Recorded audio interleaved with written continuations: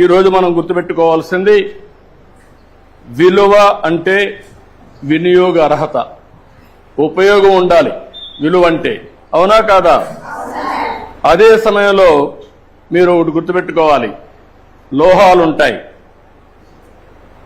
కొన్ని విలువ కలిగి ఉంటాయి.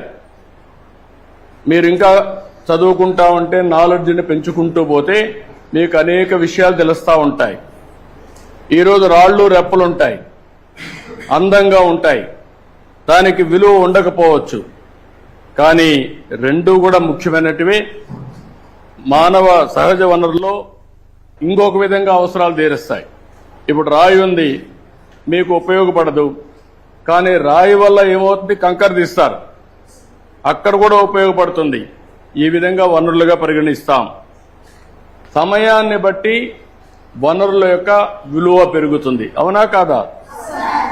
ఈ విషయంలో మీరు ఒకసారి చూస్తే, మీ ఇంట్లో ఒకరుంటారు, మీ ఊర్లో ఆయుర్వేద మెడిసిన్ చేస్తూ ఉంటారు, కానీ దానికి విలువ లేదనుకుంటాం. కానీ దాన్ని పేటెంట్ చేసి దాన్ని కానీ మార్కెటింగ్ చేయగలిగితే ఆటోమేటిక్గా కోట్ల వేల కోట్ల రూపాయలు వస్తాయి. దానికి కావాల్సింది తెలివి కావాలి, పేటెంట్ చేసుకోవాల్సిన అవసరం ఉంది.